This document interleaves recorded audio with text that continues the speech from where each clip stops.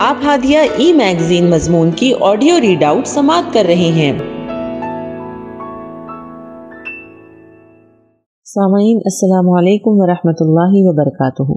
میں نازیہ عمر ہادیہ کے شمارہ مئی 2022 کے مضمون کی آڈیو پروگرام میں آپ کا استقبال کرتی ہوں۔ آئیے ہم اس کا آغاز ہادیہ کے زمرہ صحت و صلاح سے کرتے ہیں، جس کا عنوان ہے تپیدک، صبر طلب علاج اور ہماری ذمہ داری، اور اس کے رائٹر خان شبنم فاروق ہیں۔ اللہ تعالیٰ نے انسان کو مختلف نعمتوں سے نوازا ہے، ان گنت صلاحیتوں سے بہراور فرمایا ہے اور بے شمار قوتیں عطا فرمائی ہے۔ ساتھ ہی یہ بھی اعلان فرمایا سورہ نحل میں کہ اگر تم میری نعمتوں کو شمار کرنا چاہو، زبان کے ذریعے انہیں بیان کرنا چاہو، قلم کی مدد سے ان کا احاطہ کرنا چاہو تو نہیں کر سکتے۔ مگر ان تمام نعمتوں میں دو نعمتیں ایسی ہیں جن کے بارے میں رسول اللہ صلی اللہ علیہ وسلم نے عام لوگوں کے خسارے اٹھانے کی پیشین گوئی فرمائی ہے۔ نمبر ایک تو صحت و تندرستی کی نعمت، اور دوسری فرصت اور فارغ البالی کی نعمت۔ خسارہ اٹھانے سے مراد اگر مذکورہ دونوں نعمتوں میں محتاط نہ رہا جائے تو پھر انسان کا زوال یقینی ہے۔ اس کی مثال عصر حاضر کے تناظر میں ہم کووڈ-19 کی صورتحال میں دیکھ سکتے ہیں کہ کس طرح اس مرض نے پوری دنیا کو اپنی لپیٹ میں لے لیا اور کروڑوں لوگ لقمہ ازل بن کر اس دار فانی سے تڑپتے ہوئے کوچ کر گئے۔ اس وبا نے پوری دنیا کو جھنجھوڑ کر رکھ دیا ہے، لیکن اس کے باوجود لوگوں کی بے احتیاطی عروج پر ہے۔ کرونا کی آمد کے بعد سے دیگر امراض کی اعداد و شمار پر محکمہ صحت کی نظر کرم میں کمی واقع ہوئی ہے، کیونکہ اس وبا نے محکمہ صحت کے علاوہ دیگر تمام محکموں کی توجہ بھی اپنی طرف مبذول کر لی ہے، کیونکہ اس بیماری کی وجہ سے جس تیزی سے اموات کا سلسلہ شروع ہوا وہ حیرت انگیز ہے۔ بہرحال ہم آج تپیدک مرض سے متعلق واقفیت حاصل کریں گے، جس سے متعلق بے احتیاطی اور درست علاج نہ ہونے کی بنا پر لاکھوں لوگ اپنی قیمتی جانیں کووڈ-19 کے آنے سے کئی سال قبل سے گنواتے آ رہے ہیں، اور اب بھی کروڑوں لوگ اس بیماری میں مبتلا ہیں۔ یوم تپیدک منانے کی وجوہات۔ اقوام متحدہ کے ذیلی ادارے عالمی ادارے صحت یعنی WHO کے تعاون سے ہر سال 24 مارچ کو یوم تپیدک منایا جاتا ہے۔ اس دن کے منانے کی شروعات 1995 میں ہوئی تھی۔ اس کا مقصد دنیا بھر میں تپیدک کے مرض سے آگاہی اور اس سے بچاؤ کا شعور اجاگر کرنا ہے۔ یہ دن 1882 عیسوی میں برلن یونیورسٹی کے ادارے صحت میں ڈاکٹر رابرٹ کوچ سمیت سائنسدانوں کے ایک گروہ کی تپیدک کی وجوہات دریافت کرنے کی یاد کے طور پر منایا جاتا ہے۔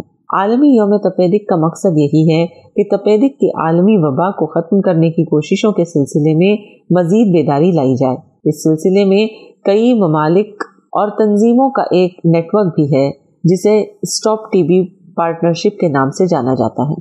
تپیدک کیا ہے؟ سل یا تپیدک، جس کو عام طور پر ٹی بی کہا جاتا ہے، ایک وبائی بیماری ہے جو ایک جراثیم کی وجہ سے پیدا ہوتی ہے۔ اگر اس کا درست علاج نہ کیا جائے تو یہ بیماری اپنی ہلاکت خیزی میں کوئی کسر نہیں چھوڑتی، اور اندازہ ہے کہ ہر سال اس کی وجہ سے 17 سے 20 لاکھ، بعض اعداد و شمار کے مطابق اس سے بھی زیادہ افراد کی ہلاکت ہو جاتی ہے، جن میں سے اکثر کا تعلق ترقی پذیر ممالک سے ہوتا ہے۔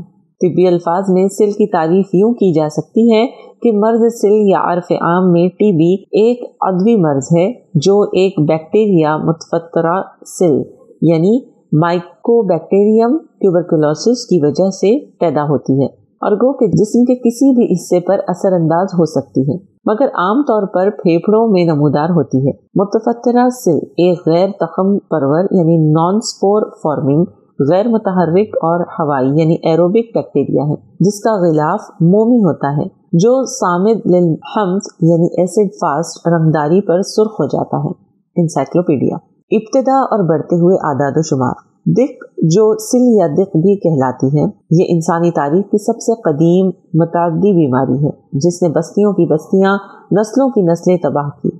مختلف تحقیقات بتاتی ہے کہ یہ مرض 70,000 سال قبل افریقہ میں بسنے والے انسانوں میں پایا گیا، جو بعد ازاں حیوانوں میں منتقل ہوا۔ اس تحقیق سے پہلے قیاس کیا جاتا تھا کہ 10,000 سال پہلے ٹی بی کا مرض بر اعظم افریقہ میں جانوروں سے انسانوں میں منتقل ہوا، جبکہ قبل از مسیح کے فرعون کے ممیوں کی ریڑھ کی ہڈی کے مہروں میں بھی ٹی بی کے جراثیم دریافت کیے گئے، جس سے واضح ہوتا ہے کہ یہ مرض ہزاروں سال پرانا ہے۔ برطانیہ کی ایک تحقیق سے پتہ چلتا ہے کہ تپیدک کی ابتدا تقریباً 3 ملین سال قبل مشرقی افریقہ میں ہوئی تھی۔ تپیدک کی تفصیل ہندوستان اور چین میں بالترتیب 2300 اور 3300 سال پہلے پائی گئی۔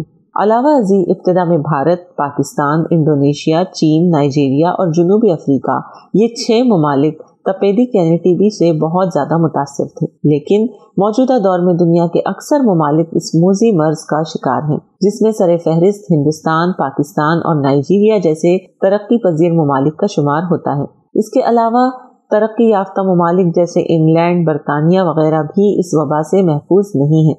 عالمی ادارہ صحت کی ٹی بی سے متعلق سالانہ رپورٹ کے مطابق تپیدک سے لڑنے کے لیے بڑے بڑے اقدامات کیے گئے ہیں، جن کی وجہ سے سن 1990 کے بعد سے شرح اموات نصف ہوئی ہے اور اس بیماری میں مبتلا ہونے کا تناسب بھی سن 2000 سے 1.5% کم ہوا ہے۔ لیکن باوجود اس کے 2014 میں WHO عالمی ادارے کی ایک تحقیق کے مطابق بھارت میں 11 اور 12 لاکھ افراد گزشتہ چند سالوں میں اس مرض میں مبتلا ہو کر فوت ہوئے ہیں، اور تقریباً آبادی کے تناظر میں دیکھا جائے تو ہر ایک فرد کو چھوڑ کر دوسرا فرد اس مرض کا شکار ہے۔ WHO میں تپیدک سے متعلق شعبے کے ڈائریکٹر ڈاکٹر ماریو نے BBC نیوز کو بتایا کہ دنیا بھر میں تپیدک اور ایڈز سے متاثر ہو کر مرنے والے افراد کی تعداد تقریباً برابر ہے۔ تشخیص اور علامتیں۔ تپیدک کی تشخیص کے لیے عمومی طور پر ایکس رے، جلد، خون اور بلغم کے ٹیسٹ تجویز کیے جاتے ہیں، تاہم بعض کیسز میں CT اسکین اور MRI کی بھی ضرورت پڑ سکتی ہے۔ رہی بات علاج کی تو اب یہ قابل علاج مرض ہے، بشرط یہ کہ مریض ادویہ کے استعمال میں ناغہ نہ کرے اور معالج کی ہدایت پر بھی سختی سے عمل کیا جائے۔ ٹی بی کے علاج میں تاخیر کی کئی پیچیدگیوں کا باعث بن سکتی ہے، مثلاً پھیپھڑوں سے خون کا اس قدر اخراج کہ موت کا خطرہ لاحق ہو جائے، پھیپھڑوں میں زخم کے نتیجے میں سوراخ ہو جانا، پانی، پیپ اور ہوا بھر جانا اور جسم کے خطرناک حد تک سوکھ جانا وغیرہ۔ علاوہ ازیں علاج میں کوتاہی، کسی بھی وجہ سے علاج ادھورا چھوڑ دینا، معالج کا ادویہ کی درست مقدار تجویز نہ کرنا، عطائیوں سے علاج کروانا یا پھر غیر معیاری ادویہ کا استعمال عام تپیدک کو ملٹی ڈرگ ریزسٹنٹ میں تبدیل کر دیتا ہے، جس کا علاج مہنگا، طویل اور انتہائی تکلیف دہ بھی ہے۔ پھر بعض کیسز میں multi drug resistant T B ناقابل علاج ہو جاتی ہے کہ اس صورت میں جرثومہ عام ٹی بی کی ادویہ کے خلاف اپنے اندر مدافعت پیدا کر لیتا ہے، اور چونکہ ٹی بی کی کوئی دوا مؤثر ثابت نہیں ہوتی تو جرثومہ بھی ختم نہیں ہوتا اور اس کی افزائش کا سلسلہ جاری رہتا ہے۔ علامتیں۔ نمبر 1، مسلسل وزن کم ہونا اور کمزوری بڑھنا۔ نمبر 2، کھانسی میں تھوک یا بلغم کے ساتھ خون نکلنا۔ نمبر 3، 2 ہفتے سے زیادہ بخار آنا، شام کا بخار جو رات کو پسینہ آنے پر اتر جاتا ہے۔ نمبر 4، سینہ یا پیٹھ کے اوپری حصے میں درد۔ نمبر 5، سانس لینے میں پریشانی۔ نمبر 6، اچانک سانس رک جانا۔ نمبر 7، پیلی لال رنگ کی چمڑی ہو جانا۔ نمبر 8، آہستہ آہستہ وزن کی واردات گھٹنے لگنا۔ نمبر 9، سنگین سر کا درد ہونا۔ نمبر 10، دورے اور بے ہوشی آنا۔ بچوں میں پائی جانے والی علامتیں۔ نمبر 1، ٹی بی والے بچوں میں نہ کھانسی ہوتی ہے نہ رات کا بخار، بلکہ اچھے کھانے ملنے کے بعد بھی وزن گھٹتا رہتا ہے۔ نمبر 2، ان کو سانس لینے میں پریشانی بھی ہوتی ہے۔ نمبر 3، گردن میں سوجن آ جاتی ہے۔ نمبر 4، چمڑے کا رنگ ہلکا ہو جاتا ہے۔ جرثومے کا پھیلاؤ۔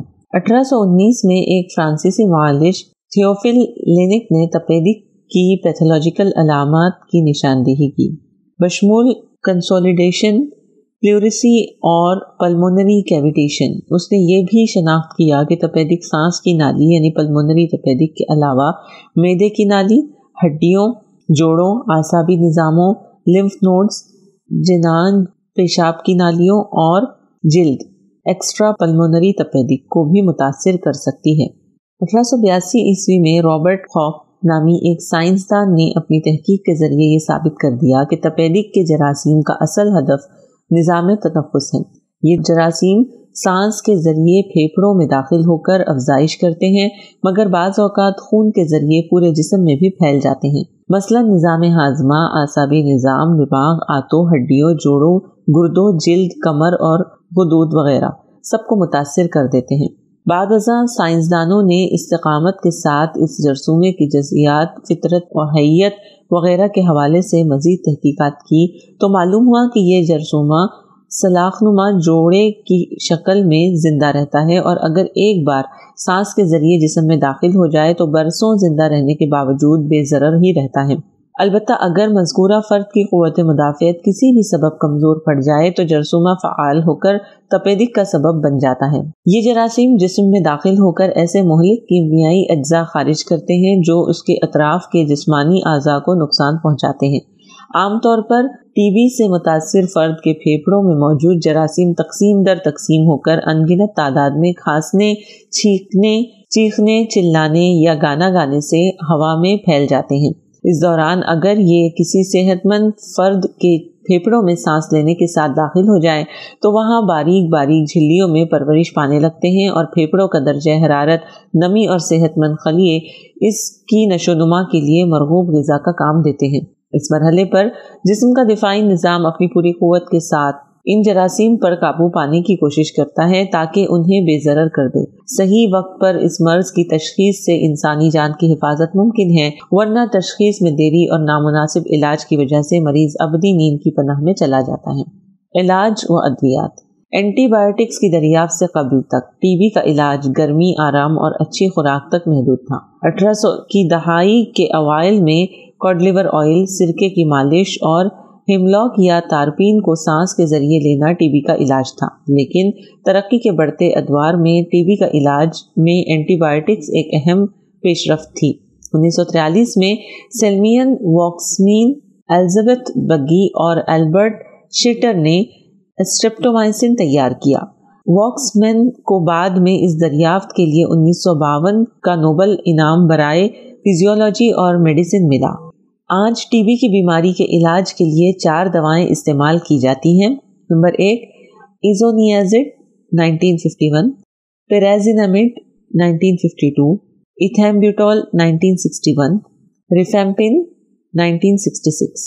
یہ 4 ڈرگ کاکٹیل اب بھی منشیات کے لیے حساس ٹی بی کا سب سے عام علاج ہے۔ احتیاط و تدابیر۔ کسی دانا کا حکمت سے معمور قول ہے، احتیاط علاج سے بہتر ہے۔ اگرچہ ادویات دستیاب ہیں، لیکن اس کے باوجود اگر تحقیقات کے مطابق بات کی جائے تو ہر ادویات کے کچھ سائیڈ ایفیکٹ ہوتے ہیں جو براہ راست جسم کے مختلف حصوں کو نقصان پہنچاتے ہیں۔ لیکن اگر ان ادویات کا مناسب استعمال کرتے ہوئے احتیاط پر توجہ دی جائے تو طویل عرصے تک ادویات کے استعمال سے بچا جا سکتا ہے اور جسم کو نقصانات سے بچایا جا سکتا ہے۔ تدابیر کے چند نکات درج ذیل پیش کیے گئے ہیں۔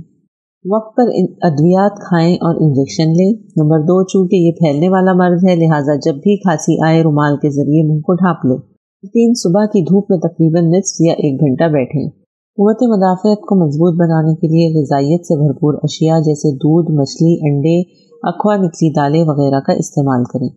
ٹھنڈے مشروب سے مکمل پرہیز کریں اور باہر کی تلی اور کھلی ہوئی اشیاء سے مکمل پرہیز کریں۔ استعمال شدہ انجیکشن کا استعمال نہ کریں۔ ادویات کی خوراک کو مخصوص وقت میں ہی لیں وغیرہ وغیرہ۔ عوامی ذمہ داری۔ تپیدق ایک ایسا مرض ہے جس کی ادویات کی خوراک بعض مرتبہ طویل عرصے تک لینی پڑتی ہے، جس کی بنا پر مریض میں چڑچڑاپن اور بے چینی کا شکار ہونے لگتا ہے۔ ایسے ناگفتہ حالات میں چاہیے کہ مریض کے گھر والے اس سے ہلکے پھلکے انداز میں مزاح کریں، مختلف سرگرمیوں میں مریض کو ملوث رکھیں جس کی بنا پر مریض کا ذہن صرف اس کی بیماری کی طرف ہی نہ ہو بلکہ وہ دیگر پسندیدہ مشاغل میں حصہ لے سکے اور جلد صحت کی طرف گامزن ہو۔